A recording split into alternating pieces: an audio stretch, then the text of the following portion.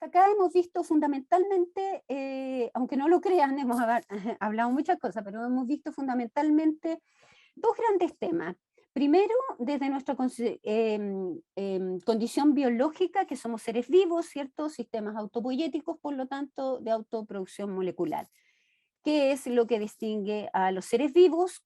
Concepto que se comenzó a utilizar por Luhmann y otros sociólogos para aplicarlo a estas organizaciones humanas de las que vamos a hablar ahora ya como para entrar a la cultura que vivimos, que es la cultura patriarcal matriarcal, en esta red de conversaciones. Entonces, somos seres vivos, está claro, los seres vivos se mueren, está claro, no sabemos cuándo nos vamos a morir, a no ser que creas que estás predeterminado, y como eso puede suceder en cualquier momento, hacernos cargo de que existimos solo en el presente, en un presente cambiante, pero solo en el presente. Todo lo que hacemos en relación al pasado, como mirar al pasado, hablar del pasado, nos permite entender nuestro presente, porque finalmente entendemos nuestro presente porque miramos nuestro pasado, pero también desde nuestro presente ese pasado nos cambia. Es distinto como miramos nuestro pasado cuando teníamos 15 años, 20 años o cuando ya somos adultos. Miramos el pasado de manera distinta. Y el futuro no existe porque estamos en un constante devenir en el presente y en ese devenir, en el lenguaje, nosotros hablamos sobre el futuro y a veces, lamentablemente, tenemos expectativas, y digo lamentablemente porque la expectativa, a diferencia de cómo se trata comúnmente, como si fuera una cosa positiva, tener expectativas con las personas, expectativas con los alumnos, expectativas con los niños, es más bien cegadora porque la expectativa te pone en la finalidad y no en el proceso. Por lo tanto, tener confianza y propósito, muy bien, pero no expectativa, porque expectar es estar viendo la finalidad. Entonces no veo nunca al niño porque estoy viendo al futuro profesional. Entonces, no veo nunca lo que está pasando ahora en el entorno que me rodea porque estoy pensando que después va a ser mejor. Y siempre estoy allá y nunca en el presente, entonces me pierdo el proceso.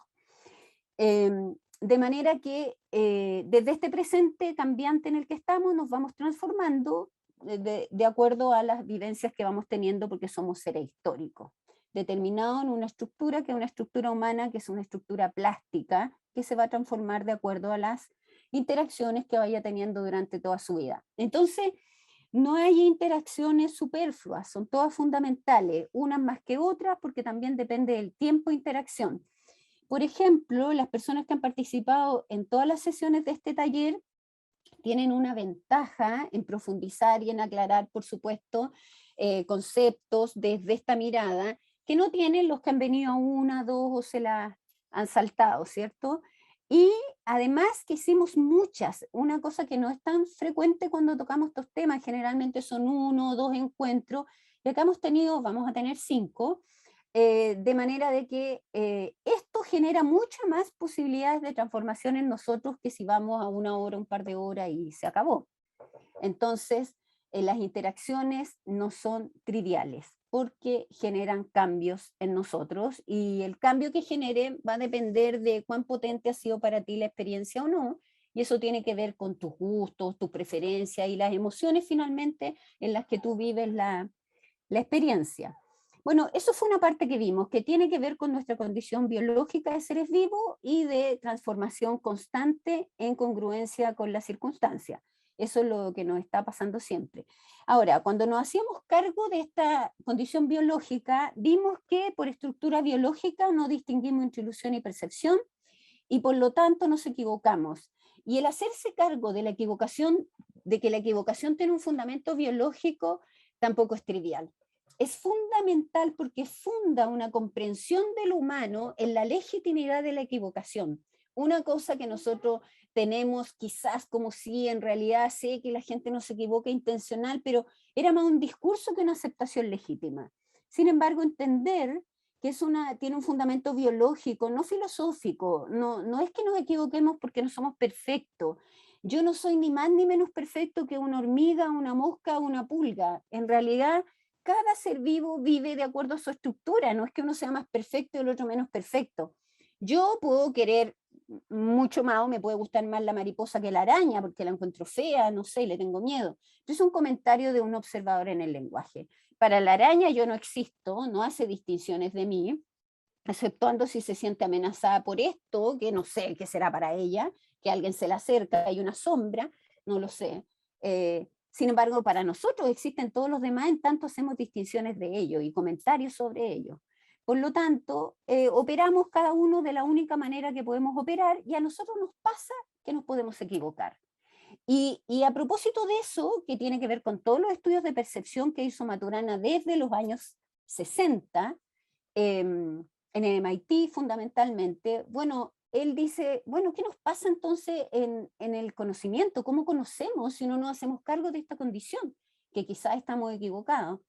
Y él propone el distinguir estos dos modos de conocer y de convivir, que son la objetividad y la objetividad en paréntesis, que era lo último que estábamos viendo, ¿cierto?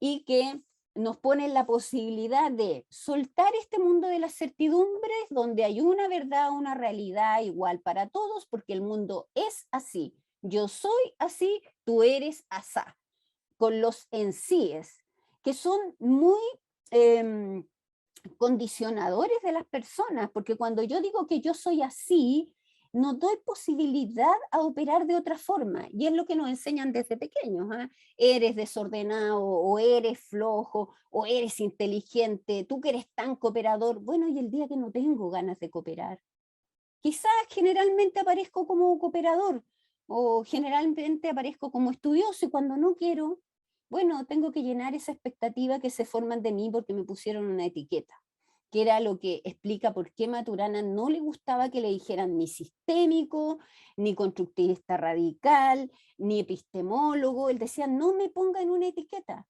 porque aunque ustedes piensen que decir que yo soy cibernético de segundo orden o que soy sistémico, es casi un reconocimiento positivo hacia mí, limitan la posibilidad entonces de que yo aparezca de repente haciendo una mirada local. No, porque ¿cómo hacer una mirada local? Si la mirada local, causal, lineal, también tiene importancia, no solo la sistémica. Entonces a él no le gustaba que lo etiquetaran. Y bueno, pero hacemos eso con todos, ¿eh? Hacemos eso con la derecha, con la izquierda, con los creyentes, con los agnósticos. En realidad ponemos etiqueta a todo y objetivamos el mundo. Lo que pasa es que cuando yo objetivo una taza y le pongo nombre taza, bueno, no le genero un daño a nadie.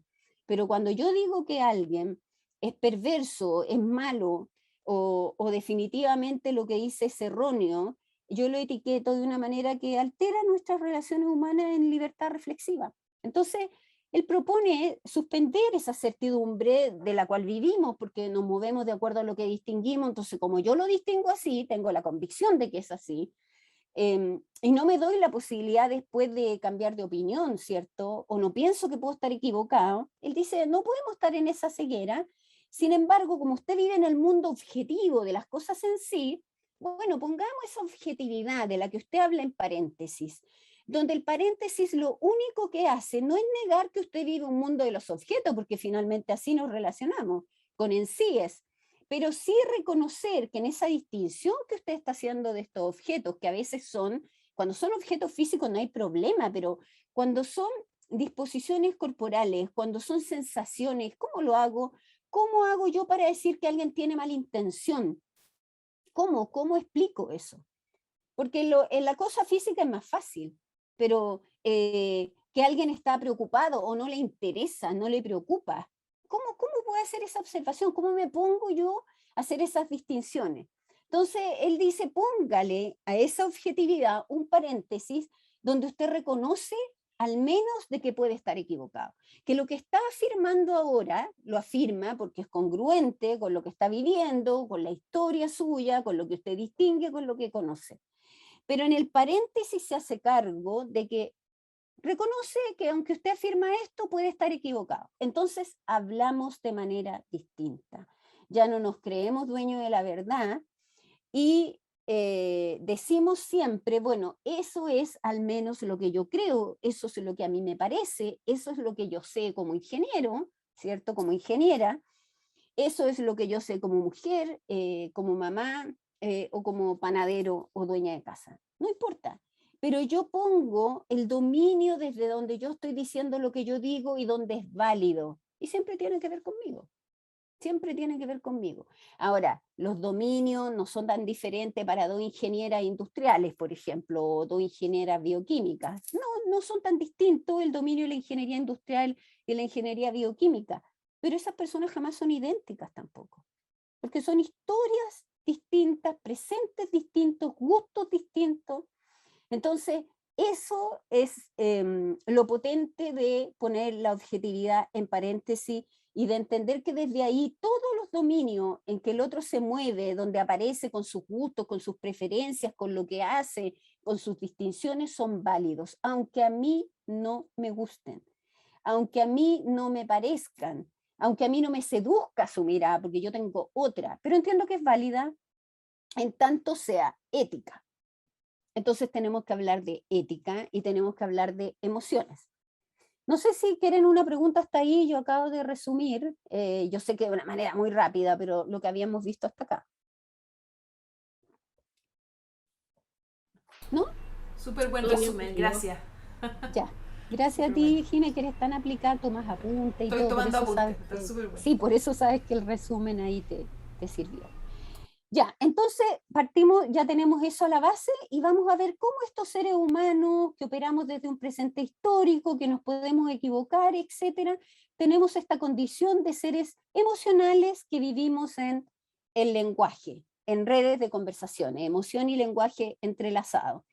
Entonces, tenemos una condición biológica relacional, ¿cierto? Un ser emocional racional, todo eso está a la base en las reflexiones que hemos hecho y estamos en constante transformación en la convivencia.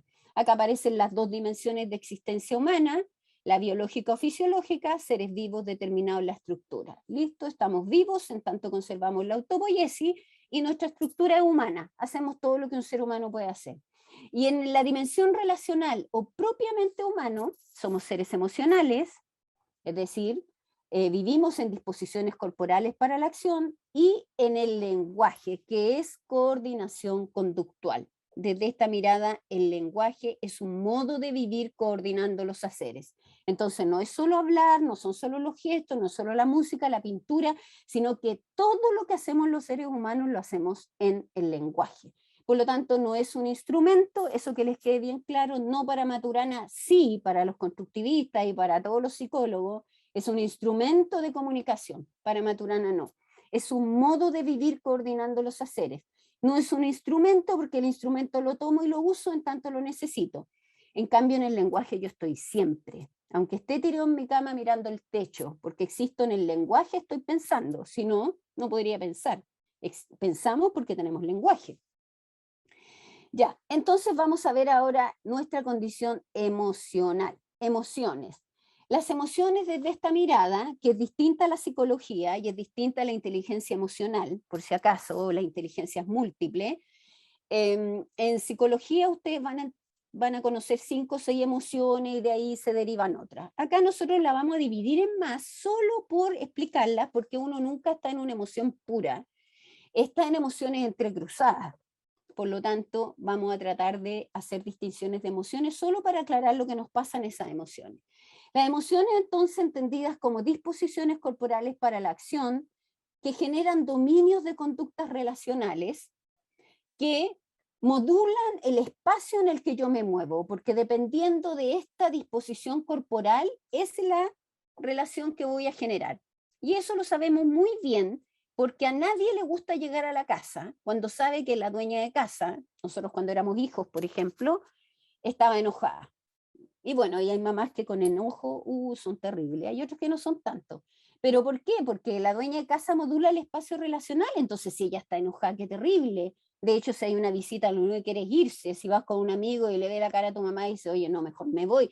Algo pasa entonces en esa dinámica relacional desde esa disposición corporal. Entonces la emoción está en todo el cuerpo, no es una cosa de la cabeza, de la amígdala hipotalámica, del corazón, es una disposición corporal. Cuando uno está enojado entero, es de todo el cuerpo, está enojado uno, ¿ya? No la amígdala hipotalámica, sino que uno, no el corazón, sino que uno completo, una disposición corporal que es fundamental porque especifica cómo nos movemos en la relación. Entonces, cuando cambia la emoción, cambia la razón, cambia cómo razonamos, cambia cómo actuamos, cambia, por supuesto, la relación y la dinámica relacional o el dominio relacional total. Entonces, la emoción es fundamental, porque funda cómo razono y lo que hago. Por lo tanto, es fundamental. Curiosamente, tenemos una cultura que desdeña la emoción en función de la razón, y dice que lo que nos caracteriza es la racionalidad y que por lo tanto tenemos que controlar las emociones. Es un poco también lo que dicen los teóricos de la inteligencia emocional, que llaman a aumentar el coeficiente emocional, etcétera, y tienen libros para niños, para empresas, para el público en general, con cosas bien acertadas que están ahí, que no se contradicen con esto, pero hay otras que definitivamente son muy distintas. Porque aquí la invitación, y es una invitación, no es una exigencia ni un deber, la invitación es aceptar la emoción que tienes, por ejemplo, que estás envidioso, porque si te haces cargo que desde esa emoción vas a generar una dinámica relacional en particular, bueno, acepta que estás envidioso para que puedas cambiar la emoción si tú no quieres generar lo que vas a generar desde la envidia. Pero si tú sigues negando la envidia porque te dijeron que la envidia era mala, bueno, nunca vas a aceptar la legitimidad de tu emoción y te va a ser más difícil cambiarla. Entonces, más bien hacer consciente la emoción y también usar la razón para cambiar la emoción. Eso lo vamos a ver a medida que vayamos viendo más emociones en particular. También las emociones alteran nuestro modo sensorial, es decir, los 7 sentidos que ustedes conocen, porque distintas emociones son distintos modos, ahí dice todos, era decir, modos, de ver, de oír, de gustar, de tocar y de oler.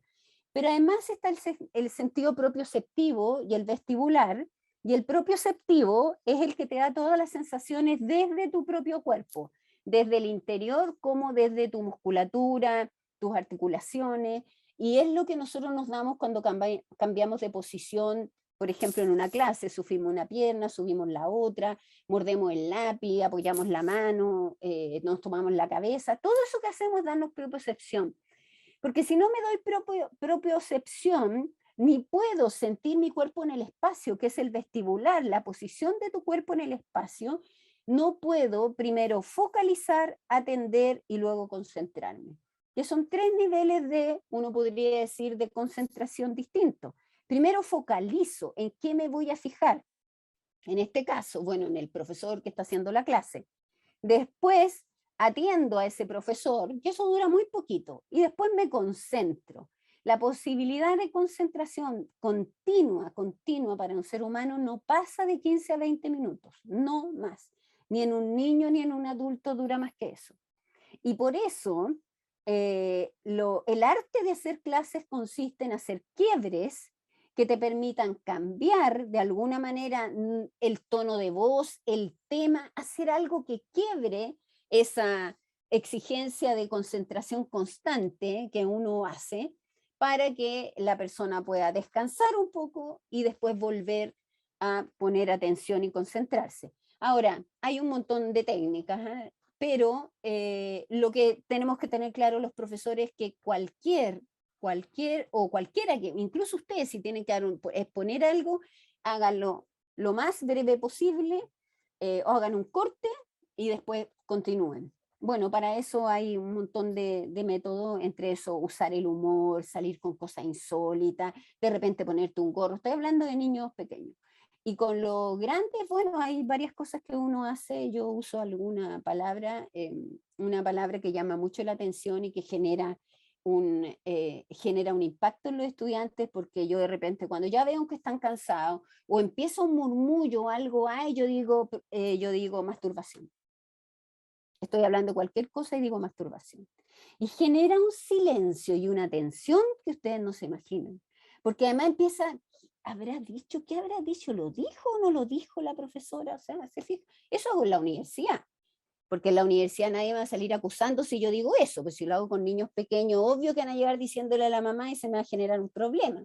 Pero en la universidad no, porque los jóvenes entienden finalmente lo que yo quería hacer. ¿Ya? Por lo tanto, es fundamental entender de que la disposición para estar en clase, la emoción en la que yo estoy, también influye en estos sentidos. Y bien cortito, porque podría quedarme en muchas cosas, si estuviésemos atentos a lo que nos dicen los niños, evitaríamos muchos abusos sexuales, entendiendo que los abusos sexuales se producen fundamentalmente por gente conocida, porque uno no deja a los niños con gente desconocida. Generalmente es el tío, el abuelito, la mamá, y esos son los casos que a mí me ha tocado ver en terapia. Y cuando el niño dice, no quiero saludar al abuelo, no me quiero ir con él, yo no le voy a dar un beso. Claro, uno no le puede empezar a preguntar por qué, pero lo que hace generalmente el adulto es decirle, pero ¿por qué si él te quiere tanto? Y le valida a esa persona, pero para un niño de 3 o 4 años que no entiende lo que le pasa, pero sabe que no le gusta lo que pasa, bueno, termina confundido y por supuesto yéndose igual con el abuelito, aceptando los regalos del abuelito y por eso los abusos se eternizan. ¿Por qué no pongo atención cuando un niño me dice, yo no voy a saludar a tal persona o no quiero ir a la casa de alguien? ¿Por qué no le pongo atención? No lo interrogo porque probablemente no te va a decir nada, pero es el momento de salir a jugar a algo o de empezar a dibujar y en tanto dibujamos empezamos a conversar. Solo les voy a dar un tip, ustedes no son profesores, pero por favor, yo sí. Decirle, por ejemplo, yo cuando era chica tampoco me gustaba ir a la casa de mi tía no sé cuánto y le cuento yo una historia y después yo le aseguro que es muy probable que él cuente la suya, porque no le gusta. Porque ese es el modo, a los niños uno sabe lo que les pasa si uno juega con ellos, no si los interroga, porque no, a nadie le gusta que lo interroguen, a los niños tampoco. Ya, entonces creo que hay adultos desatentos que no ven esto y pasa lo mismo con el bullying, desatentos a lo que les pasa a los niños. Entonces, esto es lo que se llama integración multisensorial, ahí tienen a la autora, ¿cierto?, que es la que empezó con esto hace ya unos 40 o 50 años, en Chile ya hace 20 o quizás más años, no, por lo menos 20 años, quizás más, que se están preparando los terapeutas ocupacionales en integración multisensorial, y muchas veces cuando a los niños se les llama de desatento, de déficit atencional, de todas estas cosas de las que se hablan, lo que tienen es más bien un problema de integración multisensorial y cuando son tratados en esto, mejora absolutamente su comportamiento, su rendimiento, ya no sufren con ciertos olores, con ciertas texturas, con el ruido, todo eso es integración multisensorial. Ahora, nosotros somos sobrevivientes de integraciones multisensoriales quizás no logradas y por eso algunos rompemos los lápices, tanto abrir y cerrar la tapa, ¿cierto? Otros movemos el pie como un hábito motor y algunos muerden el lápiz. La cosa es que se están dando integración multisensorial. Necesitan hacer algo para darse esa integración multisensorial. Ya, ¿los profesores debieran ser expertos en esto? Sí, igual que expertos en emociones. Entonces, distintas emociones son distintos modos de estar en la relación, generan distintas dinámicas relacionales. La emoción define la acción, funda la razón de ella, por lo tanto, depende lo que razonamos, lo que pensamos, cómo nos relacionamos. Vamos a ver entonces algunas emociones, vamos a ver varias, pero las primeras que vamos a ver son estas 4, que son las primeras que yo aprendí a distinguir con el doctor Maturana. Después empezamos a distinguir otras y finalmente yo tengo otras más que les voy a mostrar enseguida. Amor o amar, para darle el dinamismo no usamos el sustantivo amor solo, sino que amar también para darle el dinamismo que tiene el verbo. Miren la distinción de amar para Maturana, léanla y díganme en qué parte de esta distinción él habla de afecto o cariño. Es sin nota, así que por favor no se asusten, díganlo nomás. Sin inventar, ¿eh? ¿En qué parte habla de afecto o cariño?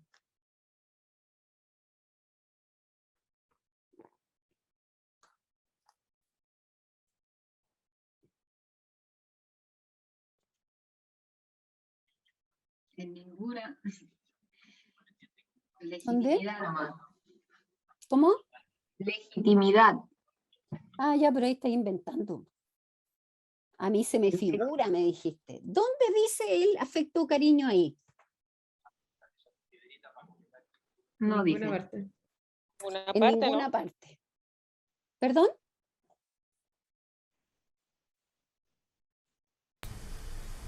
En ninguna parte dijo Nancy. Ah, dijo en ninguna parte también, ya. Bueno, claro, lo primero que van a aprender, porque se van a encontrar mucho con la palabra amar en los libros de Maturana, en sus videos, en todo, y va a seguir habiendo gente que dice que Maturana habla del amar y de querer. Maturana no usa la palabra amar en el sentido del afecto o del cariño. Cuando él habla de amar, no está hablando ni de afecto ni de cariño. Lo primero que van a aprender es eso, para que no se engañen, porque cuando uno lee esta palabra, lo primero que le evoca es cariño y afecto. De hecho, cuando uno le dice que lo quieren, nomás uno dice, ay, no me amas, como si amar fuera más que querer, ¿ya? Pero desde esta mirada, él usa la palabra amar para hablar de una disposición corporal donde el otro surge como legítimo, el otro, la otra o lo otro, incluso la circunstancia. Es decir, que se muestra, porque yo estoy en una disposición corporal, bueno, lamento no estar presencial con ustedes, pero piensen en que yo, la profe Nancy, estamos en una clase, yo estoy en tal disposición corporal que genera un espacio relacional donde usted surge como legítimo y se muestra. ¿Y por qué pasa eso? No porque yo le dije, ya sea legítimo, ya te aguanto, sí, te voy a dejar ser legítimo. No es un discurso, es un modo de moverse que tiene uno desde la emoción en la que está, en este caso el amar, donde el otro surge y se muestra. Ahora, ¿por qué es fundamental moverse en el amar? Fundamental, no importante. Funda un modo de relacionarse y ojalá nos pase a todos los profesores, ¿no? Porque lo mejor que nos puede pasar es que nuestros estudiantes no se oculten, sino que surjan como legítimos. Ahora, ¿qué es surgir como legítimo? Una buena pregunta, ¿no? Pero si ellos surgen y se muestran, yo puedo verlos. Y solo si los veo, sé cómo conducirme con ellos. No se preocupen porque dije hartas cosas en un ratito, pero yo retomo todo siempre. Por lo tanto, tranquilas. Quiero insistir en una cosa nomás. Yo, cuando me muevo en el amar con el otro, ni siquiera me tiene que caer bien. No le tengo que tener cariño. De hecho, cuando dicen que los profesores tenemos que querer a todos nuestros estudiantes, eso no es cierto. Pregúntele a cualquier profesor, uno no quiere a todos los estudiantes.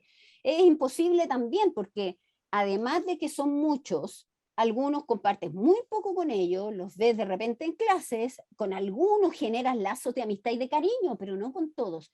Pero uno sí, si ejerce como profesor, debiera amar a todos sus estudiantes, es decir, verlos, permitirles un espacio donde ellos surgen como legítimos. ¿Qué es surgir como legítimo? Surgir con sus gustos, sus preferencias, sus opiniones, su condición sexual, su opción política, religiosa, etc. Es decir, que sienta que en ese espacio él no tiene ni que simular ni ocultarse porque no se siente amenazado. Por lo tanto, puede mostrarse. Y eso, yo sé que todos los profesores, cual más, cual menos, aunque claro, hay profesores que no tienen, que pasan materia y se van, es cierto, pero esos son los menos. Algunos más y otros menos, nos damos cuenta que esto pasa cuando fuera de la clase, en el recreo, o cuando termina la clase, se queda este estudiante contigo y te dice algo que es muy íntimo, que es muy personal, pero que él necesita conversarlo contigo o quiere conversarlo contigo. Y en ese minuto te está de alguna manera mostrando que al menos él sintió ese espacio relacional como un espacio amoroso. Entonces, cada vez que ustedes vean cuando Maturana, las últimas cosas que fue a hablar en CNN, cuando él decía, somos seres amorosos, lo único que queremos es que nos respeten como seres legítimos, él está hablando de eso. Cuando él dice ser amoroso, no dice ser cariñoso, no está diciendo eso. Está diciendo, bueno, además si me quieren feliz, ¿no? Feliz que me quieran. Pero si no me quieren, no importan tanto, me respeten como legítimo. Que yo no tenga que ocultar mi condición sexual porque le puede molestar a alguien o me pueden agredir. Que yo no pueda decir, a ver, yo voy a exagerar ahora, de acuerdo a como yo veo, por ejemplo, la gente de la convención. ¿Me tengo que sentir avergonzada porque soy heterosexual? ¿Porque no soy de pueblo originario? ¿Porque no hablo mapudungún? O sea, ¿Tengo que sentirme avergonzada? ¿Me tengo que ocultar eso? ¿O porque me gusta el himno nacional y yo pongo bandera en mi casa? ¿Por qué? ¿Por qué niegan la posibilidad de que yo surja como legítima, así como ellos quieren surgir como legítimos? Y no tienen ni siquiera que estar de acuerdo conmigo, porque a mí no me molestan las diferencias, todo lo contrario, somos diferentes. Somos diferentes. Si esto de la igualdad es un discurso político de gente de extrema izquierda, pero no somos iguales, somos diferentes. Y eso no tiene que ver con la justicia social ni con nada de eso. Aceptemos la legitimidad del otro. Que el otro se muestre como legítimo, en tanto eso sea ético. Vuelvo a decir que por lo tanto tenemos que hablar de ética. Entonces, miren lo que pasa. Si yo estoy en el amar, puedo verlo. Entonces, el sinónimo de amar para Maturana es ver. Pero vean cómo va toda la reflexión acá, para que vean cómo llegamos hasta allá. Porque yo les puedo decir, bueno, amar no es cariño, amar es ver, y listo, pero esto tiene un fondo ahí, ¿no? Recuerden lo que es surgir como legítimo. Me muestro, pues no me oculto. Esto es lo que a mí me gusta, esto es lo que yo prefiero. Bueno, si yo me muevo en el respeto y la aceptación, entonces el otro surge como legítimo. Esto es lo que a mí me gusta, esta condición sexual tengo, a esto adhiero políticamente. Bueno, eso es legítimo y válido. Entonces, al surgir como legítimo, él no se oculta, ¿cierto? Surge, no se oculta. Y como no se oculta, yo puedo verlo. Y solo si lo veo, sé cómo conducirme con él. Porque si no, en la ceguera, porque él no se ha mostrado, yo puedo tener un encuentro con él muy impertinente, porque no lo he visto.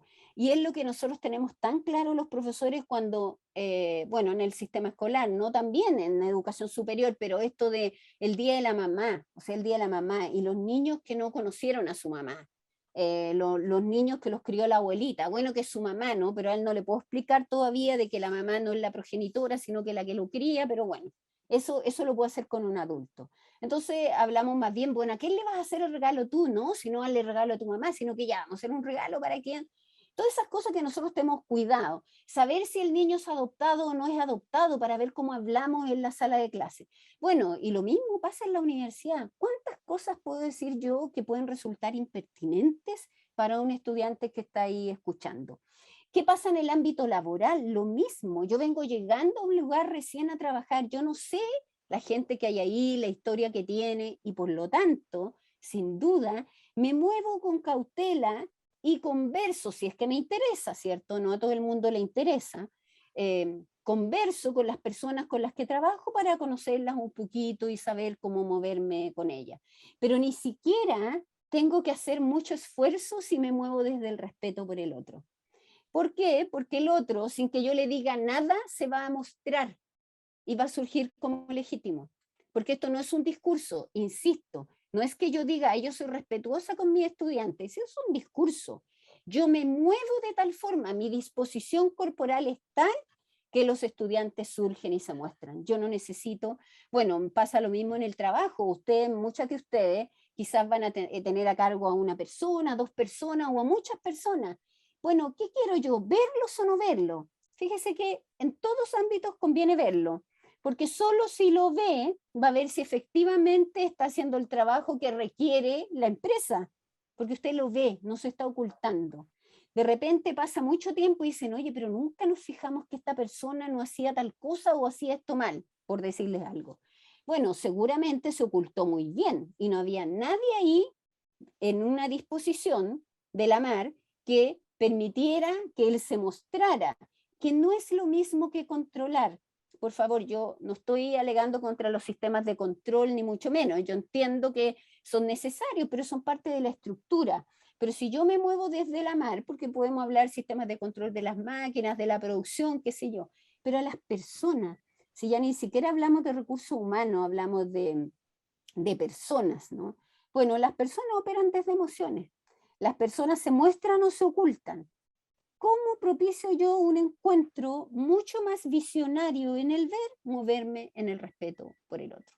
Moviéndome en el respeto por el otro. Esa es una forma. Ahora, nadie respeta al otro si no se respeta a sí mismo. O sea, eso es lo básico. ¿Y qué es respetarse a sí mismo? Yo estoy súper acelerada, así que les ruego que ustedes me interrumpan porque yo puedo seguir muy acelerada porque me doy cuenta que nos queda solo una sesión más. Y me interesa dejar algunas cosas más claras. Pero el respetarse a sí mismo no requiere un curso de filosofía, ni mucho menos, ni profundizar en nada increíble. Respetarse a sí mismo, por ejemplo, como persona, es tener un actuar ético. El actuar ético es aquel que, en el que yo actúo con la mirada puesta en las consecuencias que tiene para el otro lo que yo hago. Eso es un acto ético. Esa es una persona que se respeta a sí mismo, porque respeta al otro, por lo tanto se respeta a sí mismo. Si yo soy profesora, como profesora yo llego antes que mis estudiantes a la sala de clase. No son ellos los que me esperan a mí, yo los espero a ellos. Eso para mí es respeto por el estudiante. No enseño lo que no sé, yo solo enseño lo que sé, yo no soy experta en todo, por lo tanto yo, por respeto a mí misma y respeto a mis estudiantes, no voy a ir a improvisar, especialmente porque yo tengo que generar un espacio en la confianza que tiene el estudiante de este profesor que está ahí, haciendo una temática que domina y que por lo tanto se mueve con señorío. Yo no podría estar haciendo una clase donde el estudiante me pregunta algo y yo le digo, mira, en realidad no lo sé. Le puedo decir eso si es que escapa a mi especialidad y puedo decirle, no sé, pero podríamos averiguarlo. Pero si se trata de mi especialidad, bueno, evalúo como enseño, no invento evaluaciones tramposas. Nunca le enseñé a estudio de caso, pero le hago una prueba de estudio de caso, por ejemplo. O entrego la evaluación en el tiempo que corresponde y con retroalimentación. Porque si hay algo que es una falta de respeto, que a uno le entreguen una nota y que uno no sepa por qué la tiene, aunque sea un 7, hay puros tics y un 7, increíble, o un 5 y no sabes por qué tiene ese 5. Retroalimentación. Estoy hablando de el autorrespeto que tiene un profesor de su función como profesor. Bueno, y como mamá seguramente el autorrespeto se manifiesta en un cuidado no negligente de los hijos, es decir, no en el abandono. Entonces, ya, y ahí suma y sigue. Cada cual en su área, si se autorrespeta, no es más ni menos que hacer lo que le corresponde hacer de acuerdo en el ámbito en el que está. Eso. ¿Qué implican las mujeres? Para que no pensemos aquí que yo estoy diciendo de que tienen que quedarse cuidando a los hijos para tener autorrespeto.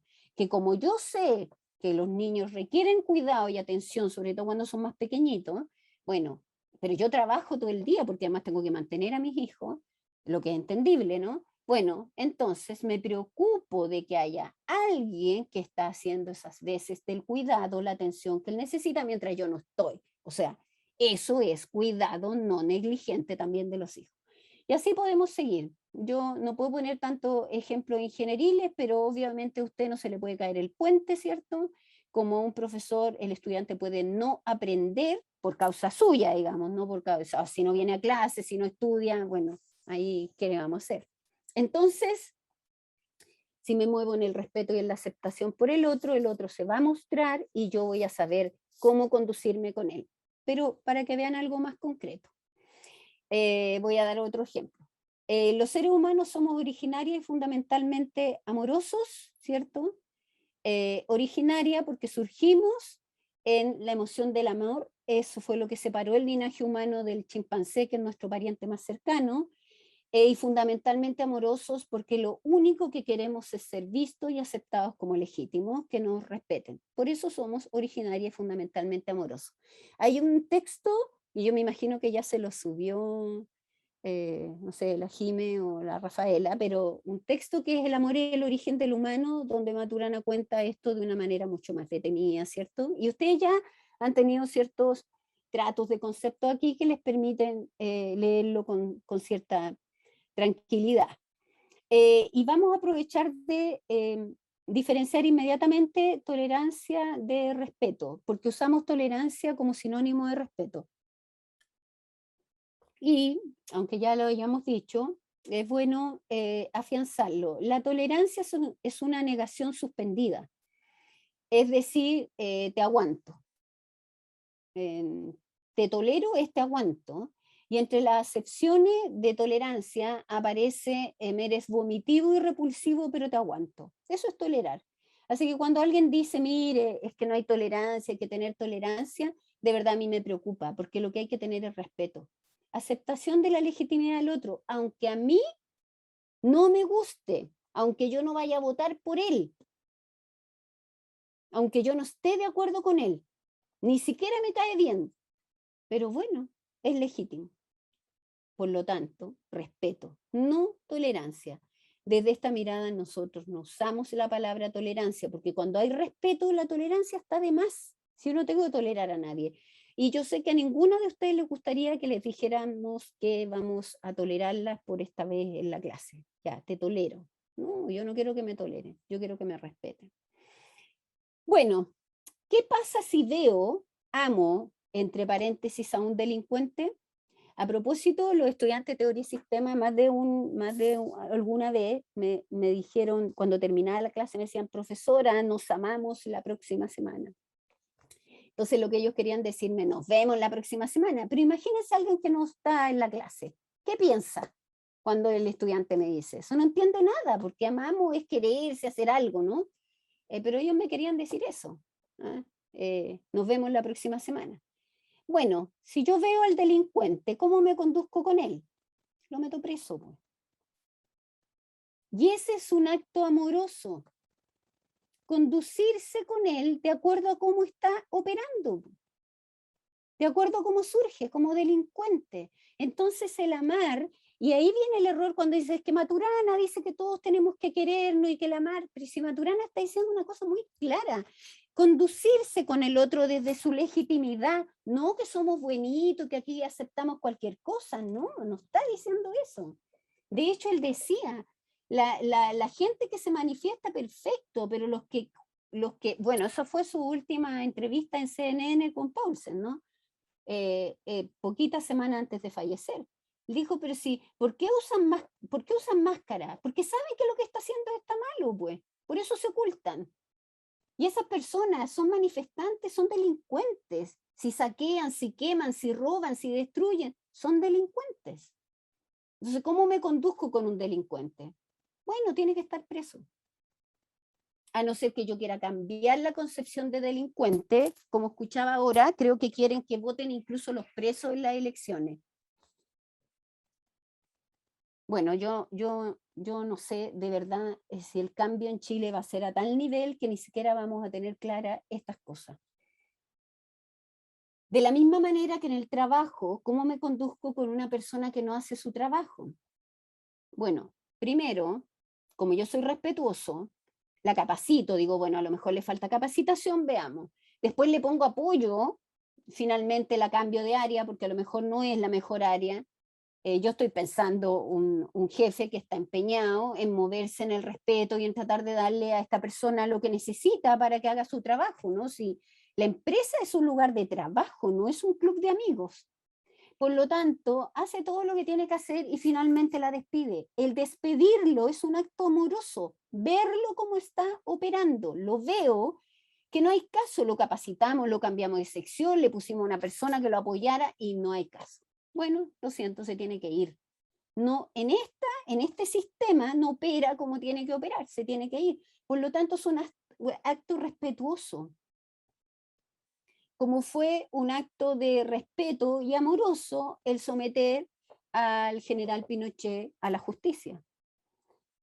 Aunque uno creyera que él nunca hizo nada directamente, aunque uno creyera que él no sabía muchas cosas, pero él era la autoridad máxima, tenía el poder absoluto, porque no era una democracia, era una dictadura, el poder económico, de las armas, etc. Por lo tanto, él era responsable y por lo tanto tenía que ir a juicio. También fue un acto amoroso. Pero si yo digo eso, bueno, los que les gusta Pinochet se enojan conmigo, y los que no les gustan creen que estoy diciendo que era un acto cariñoso. No, no era un acto cariñoso. Era un acto pertinente desde ver cómo operaba. No sé si les quedó claro ahí el amar. ¿Sí? Ya, Jime, gracias. A la Matilde apenas la veo porque está muy oscura.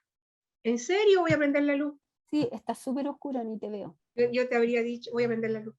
Ya, Sí, que lo vamos a ver la verifiqué. agresión ahora, y en este dominio de conducta relacional yo estoy en una disposición corporal donde al otro es negado como legítimo otro en convivencia con uno, negado como legítimo otro. Y no son solo un insulto y golpes, hay miradas agresivas y negadoras. Por lo tanto, podemos distinguir varios tipos de agresión. El bullying, que es intimidación, y que sucede cuando, con tres condiciones mínimas, ¿no? Cuando lo ejerce una persona sobre otra con cierta ventaja. Es el matón del curso, es más grande, es el líder o el mateo del curso. También que es sistemático, no cuando te hacen una broma, de vez en cuando te corren la silla o te pegan un chicle en el asiento, eso puede ser una broma, pero esto es sistemático. Y finalmente que hay complicidad, porque el resto sabe de que esto está sucediendo y hay complicidad. Ahora, eso es bullying. Si no cumple al menos esas tres reglas, no todo es bullying, sino nada es bullying. Cuando eso pasa, yo siempre me pregunto dónde están los profesores en todos los niveles de educación, incluida la universidad, porque incluso hay bullying en la universidad, que no ven esto. Quizás es más difícil verlo en la educación superior, porque nosotros no estamos pendientes de los recreos y en los cambios de hora que pasa con los estudiantes. Pero en un colegio eso es impensable, pero sí pasa igual, porque los recreos son para los niños y no para los profesores. Ahora, si quieren tomarse un café, tómeselo rápidamente y salga, porque ahí es donde uno ve las dinámicas relacionales que se están dando. Bueno, y lo otro es abrir un espacio de conversación con los estudiantes para que puedan decir lo que les está pasando. No ver y escuchar al otro, es decir, no amarlo, sí, obviamente, eso es agresión. Exponerlo públicamente, o exponer a un estudiante o que el estudiante te exponga a ti como profesor, es agresión. O que tu jefe te exponga delante de tus compañeros de trabajo, o tú a tu jefe, agresión. Eso podría ser personal. Conversémoslo los dos en la oficina, pero no te expongo. Exponer públicamente a alguien es agresivo. Burlarse, ridiculizar, por supuesto, eso es más manifiesto, ya golpear, insultar. Sí, uno siempre piensa que eso nomás es agresión. Violentar física y sexualmente y no atender al otro cuando lo requiere. Todo eso es agresión. Y por eso, bueno, yo soy profe y se me sale lo profe a cada rato, pero por eso comprender que la infancia, no importa el nivel socioeconómico que el niño viva, es un estado de vulneración. Es un estado en el que estás vulnerable a que te pasen todas estas cosas. Y eso no tiene que ver con el nivel económico ni el nivel educativo de tus padres. Todos los niños pueden sufrirlo. Entonces, ojo, porque estas manifestaciones...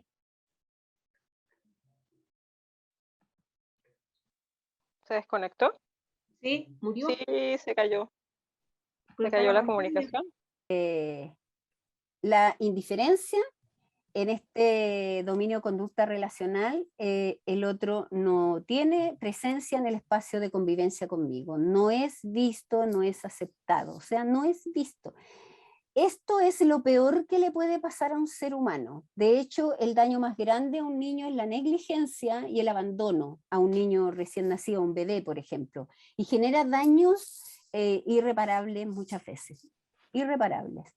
Así que, ¿por qué? Porque la indiferencia es lo contrario del amar, no la agresión. Porque miren, en la agresión al menos te distingo para darte, para agredirte. En la indiferencia sencillamente no existes. No te ven, no existes, no tienes presencia. Entonces el balsecito peruano, ódiame por piedad, yo te lo pido, está diciendo eso, prefiero que me odies a no existir para ti. Bueno, acá en estas gráficas uno puede ver, ¿cierto? Indiferencia, pero miren qué interesante porque puede que alguno de nosotros no dé limosna, yo no doy limosna en la calle, de repente a los viejitos sí, porque yo digo, ya, pucha, viejito, ¿qué más va a hacer? A los jóvenes no. Siempre estoy con la desconfianza de que quieren vivir de la mendicidad y no trabajar, pero bueno, no tengo cómo saber eso. Pero sí debo reconocer que tengo que hacer un esfuerzo, que el esfuerzo que muestra esta sombra aquí a esta persona, porque hay un tirón biológico. El tirón biológico de nosotros es más bien a compartir. Entonces no es fácil para uno no dar. Yo no me siento bien cuando no doy. Reconozco que es una una decisión razonada, si no, no voy a dar limosna, y a los niños si puedo les doy algo que sea de comer, otra cosa, pero no les doy limosna. A los jóvenes les das Bueno, harta propina o les dabas harta propinas en el supermercado. no Pero siempre porque les doy estaban con harta un propina trabajo, porque lo trabajan y reconocemos. estudian, porque los chiquillos del supermercado trabajan y estudian, y mientras mis hijos podían estudiar tranquilamente, calientito en la casa, estos chiquillos estaban trabajando y después tenían que estudiar. Siempre pienso en eso.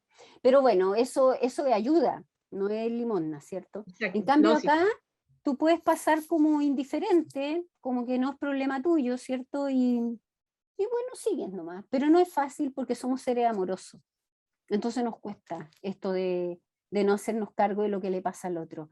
Es más costoso, aunque la gente dice que no, que es más fácil, yo creo que es más costoso que finalmente hacerlo.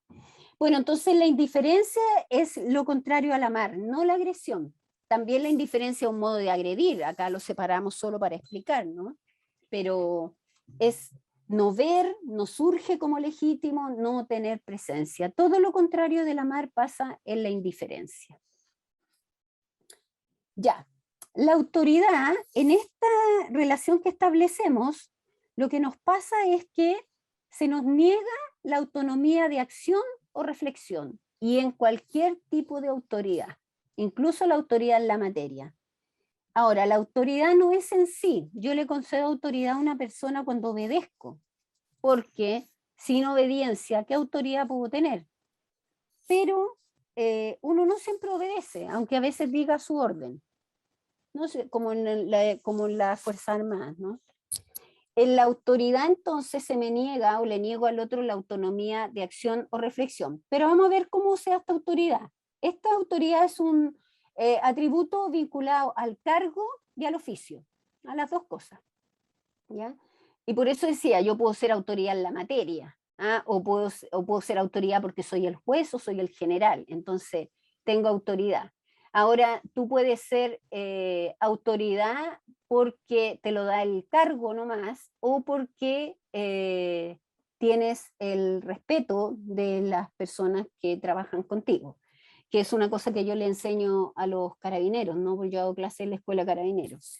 Yo le enseño que las barras y las estrellitas, lo único que les dan es poder. Poder. Pero con eso no se ganan el respeto ni el liderazgo. Que el respeto solo se gana con respeto. Porque el otro te va a obedecer, pero no va a colaborar. Entonces, hay varias cosas que trae aparejado esta autoridad atribuida al oficio o al cargo, y que uno tiene que revisarlas porque, para que entienda que la autoridad nunca, si uno lo mira, genera bienestar si se trata de esto que distingue la RAE, que se distingue como autoridad, ¿no? Te da la potestad de dar órdenes por el derecho de hacerlo. Listo, porque tú eres el que sabe o tú eres el juez. A ser retribuido con el acatamiento, es decir, con la obediencia, ¿ya? Entonces, basada en esta relación de superior y subordinado. Y exige entonces, para mantener esta autoridad, que cada cual sepa el rol que le compete.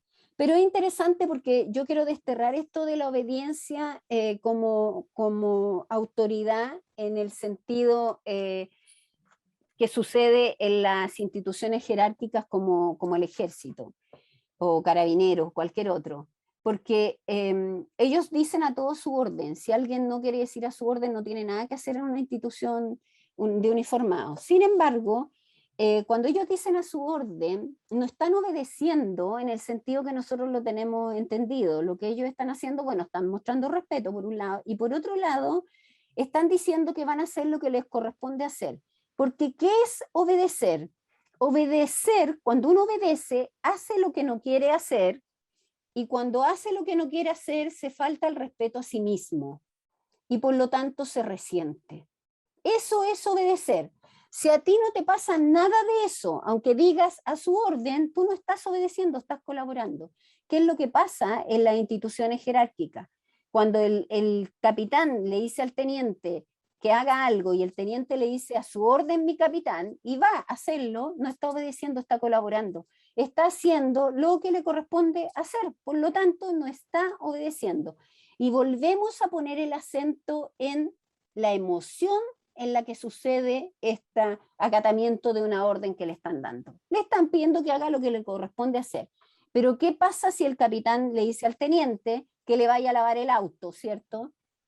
Eso ya es ordenarle hacer algo que él no tiene por qué hacer.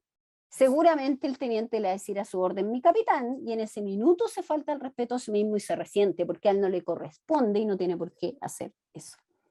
Entonces, ojo con esto de pensar de que en las instituciones, cuando se dice a su orden, la persona se está siempre faltando el respeto a sí misma, no si esa orden es la que corresponde. Entonces, lo más importante en esas instituciones es la orden que doy. Nancy, quedan ¿Sí? 20 minutos para que tengas en consideración. Ya, 20 minutos en total, no solo de la clase, En total. en total. Ya, no sé si qué dejamos solo 10 rápido. minutos, 10 minutos para conversar, Pasó ¿les rápido. parece? Ya, Sí. para seguir un poquito más. Bueno, entonces vimos ya amar, ver al otro, respetarlo como legítimo, ¿cierto? Agresión, negación de la legitimidad del otro, indiferencia donde el otro no surge, no es visto, no es amado, que es lo peor que le puede pasar a uno, ¿cierto? Y la autoridad como esta negación de autonomía de acción o reflexión. Cuando digo autoridad en la materia, cada vez que alguien dice, no sé, profesora Nancy, usted que sabe tanto, me otorga poder. Ahora, si yo me creo el cuento o no, si, eso es otra cosa, pero me otorga poder, es concederle poder a otro, porque yo podría inventar, total, yo sé tanto que podría inventar. Bueno, vamos a avanzar con otras emociones que a mí me interesa ver acá, que son otras disposiciones corporales que, insisto, que solo se separan para poder mostrarlas gráficamente y que se noten claramente, pero uno no está en una emoción pura siempre, está cambiando de emociones, hay emociones que se entrecruzan en estas disposiciones corporales. Pero voy a poner celos y envidia juntos, porque son muy parecidas, pero no iguales. Celos, en los celos y en la envidia hay una disposición corporal que se genera, las emociones son relacionales, por supuesto, se genera en una dinámica relacional donde uno tiene miedo a no ser visto, miedo a desaparecer en la relación. Así que cuando tengan celos, no se sientan tan mal porque uno tiene miedo a desaparecer. En esto que, en este matrimonio donde esta niña regia que se luce, voy a hablar de un matrimonio porque ahí es cuando uno más se arregla, ¿no? Sobre todo los que no somos producidos, ahí hay producción, un poco más. Entonces aparece esta niña regia que se roba las miradas de todo el mundo y algo te pasa, voy a pensar que es celos, ¿eh? Porque ella brilla y en el brillo de ella tú desapareces. Eso, miedo a desaparecer. Ahora, cuando los niños tienen celos de su hermano pequeño, esto es muy gráfico, lo que les pasa a los niños es eso, esta cunita, donde todos llegan a ver al bebé que nació, todos le traen un regalito a él también, todos sabemos que hay que llevarle al hermanito de 3 años algo también, pero todos terminan en la cunita. Entonces a este niño le pasa que parece que esta cunita despidiera un resplandor, una luz tan grande que él queda sumido en la oscuridad. Eso es los celos. La envidia es parecida. Ahora, si quieren enseñarle los celos a los niños para que entiendan lo que les pasa, la película Rugrats, cuando nace Dil, el hermano de Tommy, es fantástica. Porque ahí termina Dil, Tommy, en un rinconcito con su librito, porque sus papás, en un rinconcito oscuro, sus papás no podían ya leerle el libro porque estaban preocupados de este niño llorón, porque ese Dil era harto pesadito y no dejaba a los papás en paz. Entonces desaparece Tommy y le genera celos. Ahora, en la envidia yo lo voy a poner en un par de amigos que están postulando a un trabajo y que al mismo trabajo están postulando y queda uno de ellos. El otro,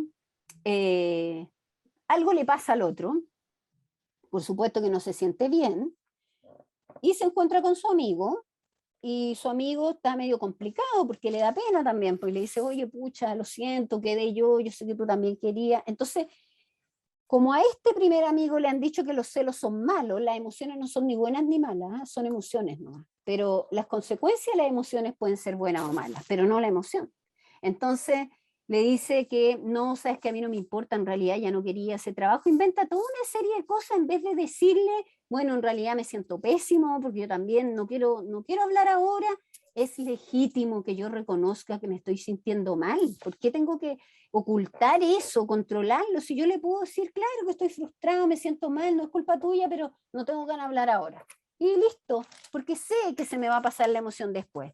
Hasta ahí yo voy a decir que todavía son celos en el sentido que desapareció, porque todos sus compañeros de promoción, todos los que sabían que estaban postulando, por supuesto están felicitando al otro, y él brilla y su amigo desaparece en la oscuridad del brillo del otro.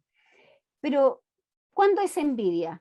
Cuando él llega a su casa y su mamá o su pareja le pregunta, bueno, ¿cómo te fue en el concurso? No, fíjate que no quedé yo, quedó Juan Pablo. Pero claro, obvio que va a quedar él, pues si este tipo es súper patero, él tiene amigos que lo conocen. Nunca ha sido muy buen alumno tampoco, yo no creo que lo haga muy bien, pero bueno, quedó él, ¿qué le vamos a hacer? Es decir, en la envidia yo empiezo a devaluar al otro. Yo considero que no se lo merece. El típico comentario envidioso es cuando te dicen pura suerte. Pura suerte. O sea, tú no tienes ningún mérito, es pura suerte. Ese es un comentario envidioso. Claro, por favor, depende de la emoción también, en la circunstancia en la que te lo están diciendo, sí. Eso hay que tenerlo siempre claro. Pero yo tengo un hermano que me dice que él ha tenido 20 años de pura suerte, que tiene un amigo que le dice, no, es que tú has tenido suerte. Dice, he tenido 20 años de pura suerte, pucha que soy suertudo. ¿Ya? Entonces la envidia yo devalúo al otro. Los celos y la envidia son miedo a desaparecer. En el esplendor del otro no me ven a mí. Sin embargo, en la envidia yo devalúo al otro y encuentro que no tiene mérito, sino que fue suerte o fue todas estas otras cosas que yo les dije. Ya, voy a avanzar un poquito más. La hipocresía, vamos a hablar de hipocresía y de manipulación. Las otras que vienen las dejamos para el final porque van juntas y las terminamos, tenemos el último encuentro la próxima clase, ¿cierto? Y ahí vamos a llegar a ver el espacio psíquico de la cultura patriarcal matriarcal. ¿Perdón? ¿Dijiste algo, Matilde? Sí, dije el próximo jueves, pero el próximo miércoles. No, pues miércoles, Matilde. Sí, ya sé. Siempre jueves, ya.